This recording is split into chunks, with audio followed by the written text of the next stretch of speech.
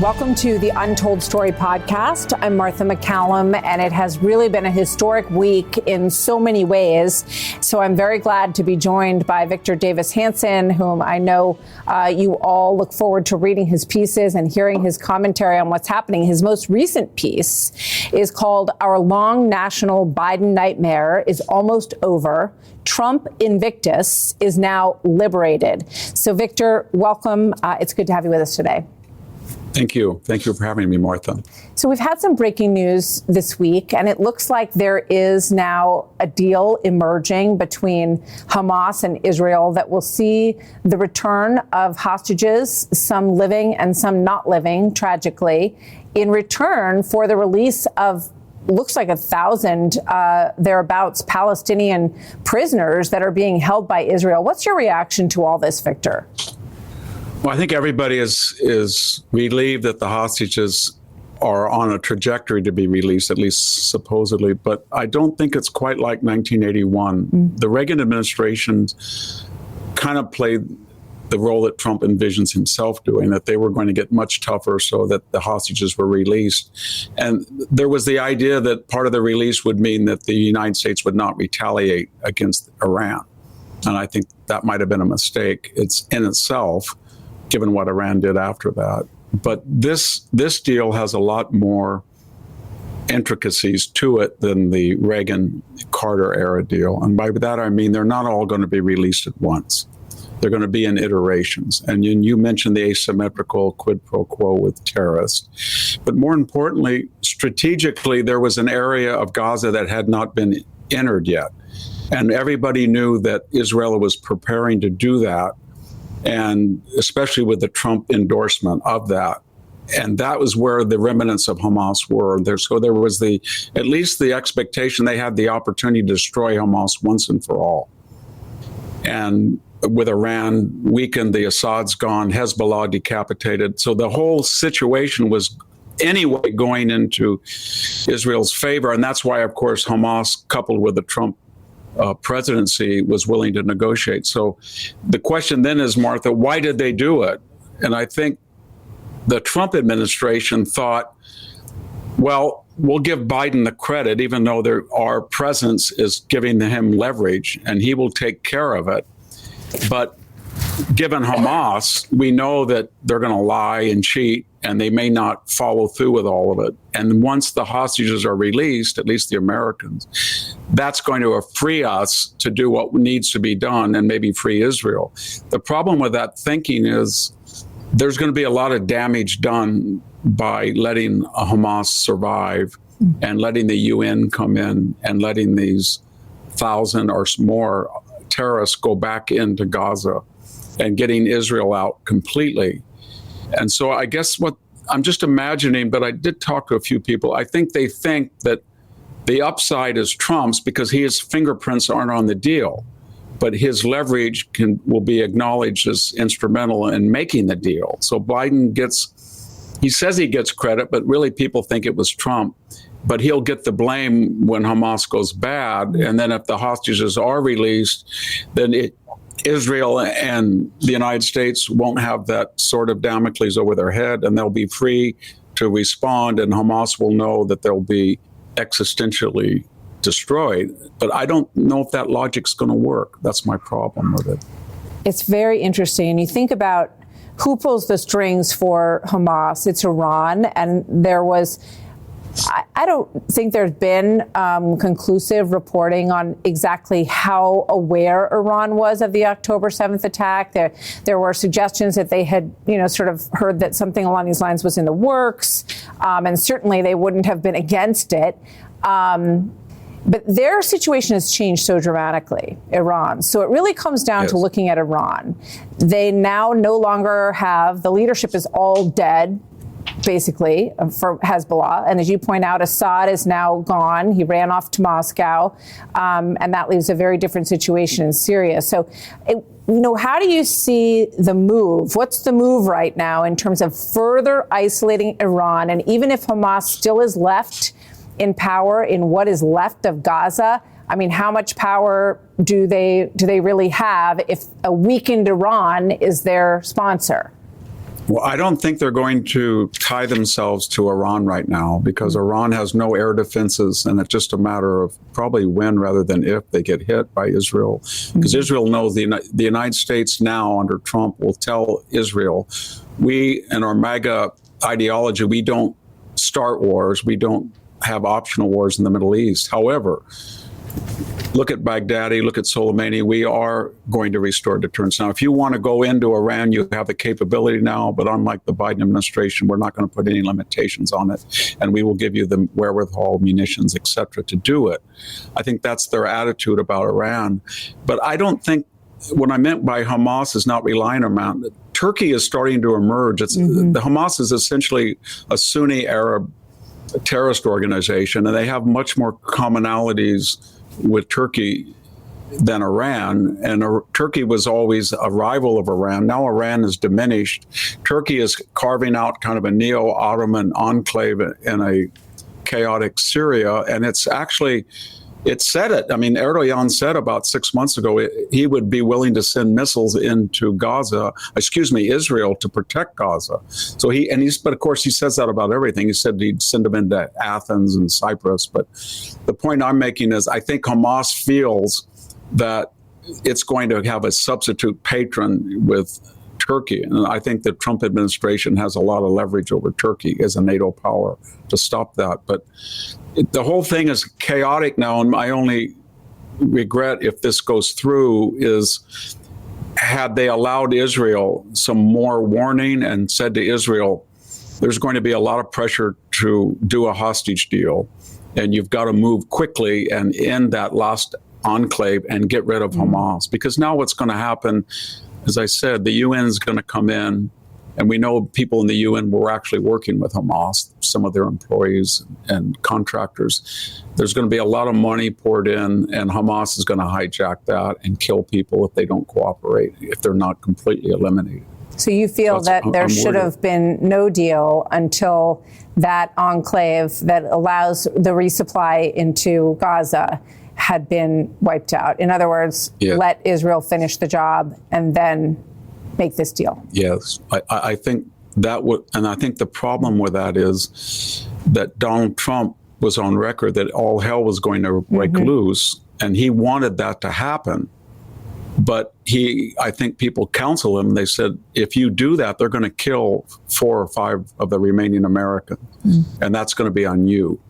And Donald Trump, we know from the past, cares a great deal about getting hostages back.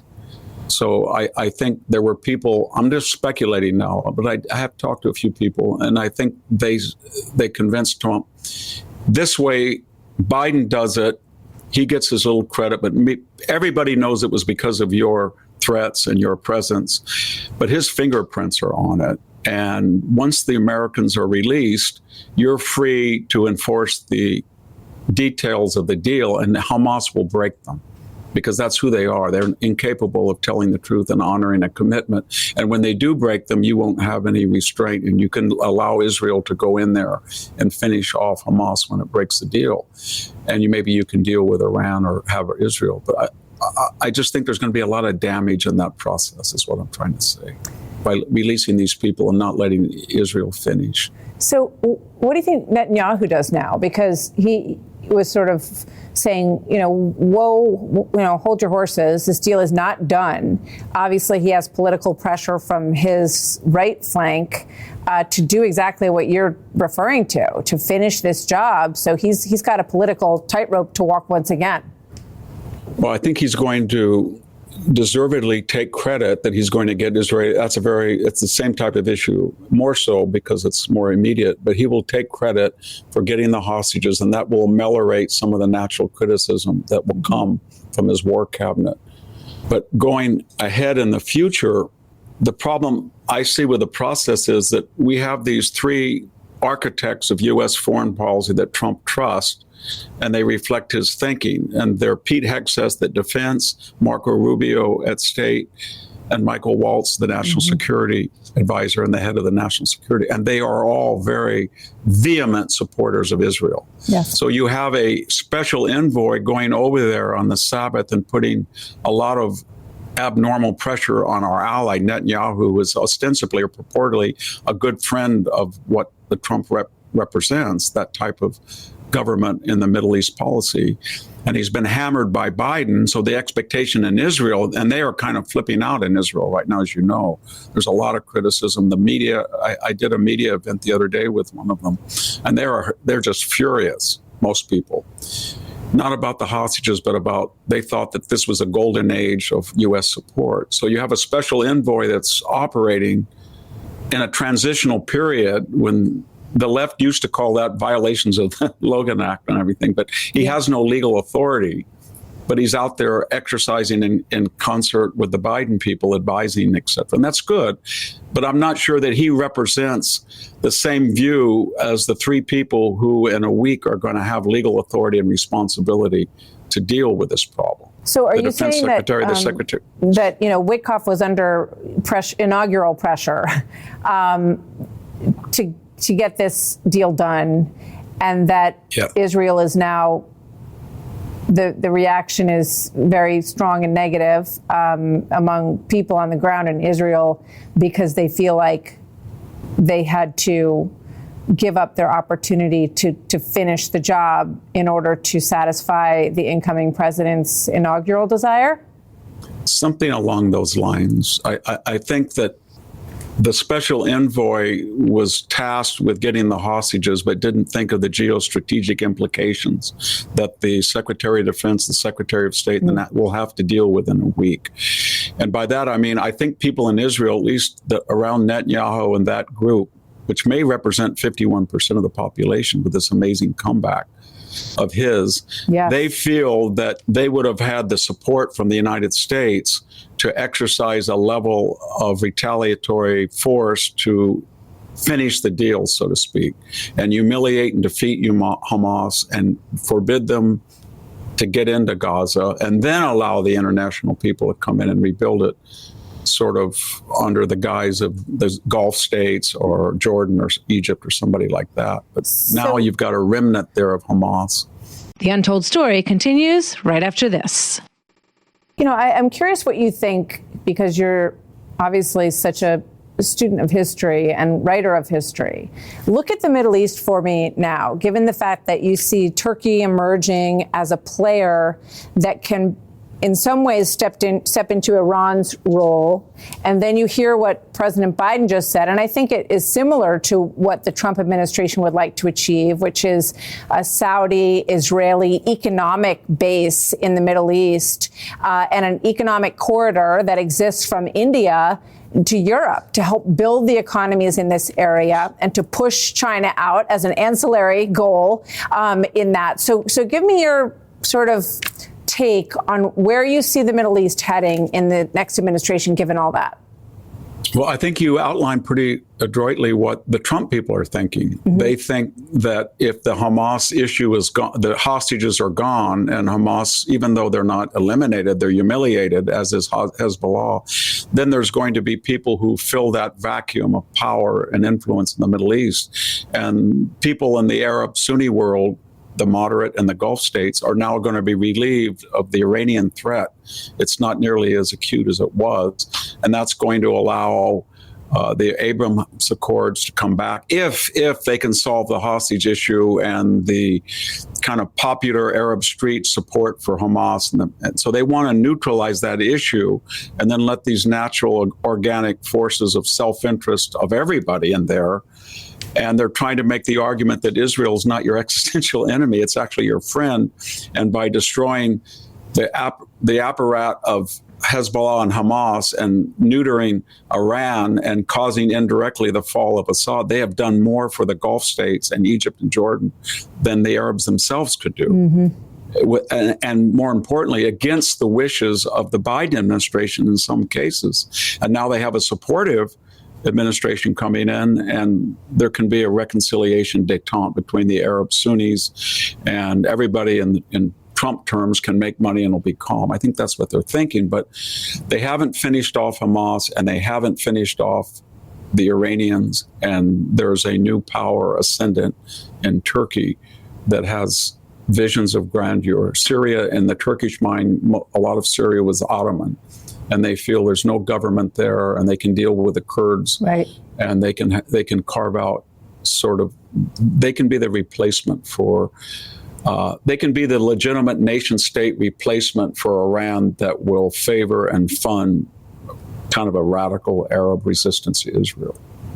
Because Turkey does not want to see that emergence of that Israeli-Saudi combination, and there's religious roots behind that as well. So, yes. But what keeps Turkey in check, do you think? Because I've also heard President Trump-elect talking about, Turkey is the player to watch now in all of this. So he obviously understands what you're talking about. What keeps Turkey in check? They are part of NATO. They've always sort of walked this line as a democracy and yet a, Muslim-based government. So what keeps them from, turning into Iran and turning into like the world's main supporter of terrorism? Well, one thing is 30% of their population is not Turkish. Mm-hmm. And if anybody knows the Kurds that are spread out in 4 countries, and they're very adroit fighters, and they've never been able to stop that rebellion.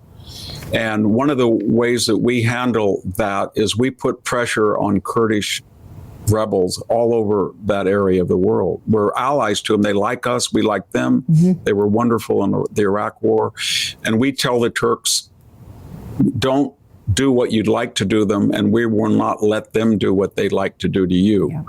And then we have an enormous base there at Isilurk near the Syrian border, and it's even got Cold War era nuclear weapons, which is a problem, I think, because Erdogan has alluded to he thinks he has ownership of them just by the longevity of their presence on his soil. And we saw that during that Turkish coup when he cut the power to that base. But that keeps stability in the region, and it helps the Erdogan government. So, and then there's NATO, and there's a lot of resistance to Turkey. They did not want Turkey in the EU. And we are much friendlier to Turkey in some ways than Europe is. So we can say to Erdogan, maybe we don't need your base, or maybe the Kurds have legitimate rights of national aspirations and sovereignty. Maybe we can do all of that stuff. And maybe we don't really need you to be in on consortia like the F-35 or ballistic missile defense. You're a big beneficiary of that. And then we can also say the Biden canceled the Med pipeline that was going to have Israel natural gas through Cyprus, through Greece to supply Europe. Turkey tried to stop that. Now we can say to them, you know what? That gas is Israeli gas, and Cypriot, we need the gas in the EU now, and we're going to greenlight that Med pipeline. So there's all sorts of pressure that we have, and I think the Trump people know that, and that's going to be a real problem to keep Turkey in NATO and keep it from disrupting this transition in the Middle East. It's going to be quite something to undertake, and I think, as you rightly point out, and I think people listening should just visualize. So you have, right now, you have Lloyd Austin, Jake Sullivan, and Antony Blinken. But in a few days, you're going to have Pete Hegseth, most likely, Michael Waltz, and Marco Rubio.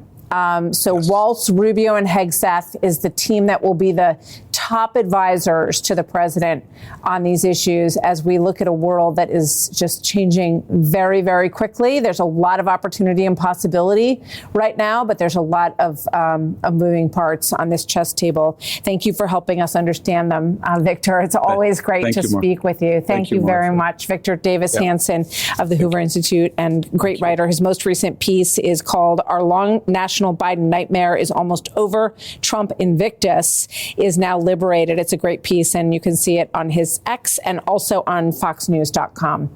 Thank you, Victor. Thank you. That is the Untold Story for today. I'm Martha MacCallum. Thanks for joining us. We'll see you next time. You've been listening to The Untold Story with Martha MacCallum. Don't forget to subscribe on Apple Podcasts or wherever you listen. Make sure to rate and review. For more podcasts, go to foxnewspodcast.com. Listen ad-free with the Fox News Podcast Plus subscription on Apple Podcasts, and Amazon Prime members can listen to this show ad-free on the Amazon Music app.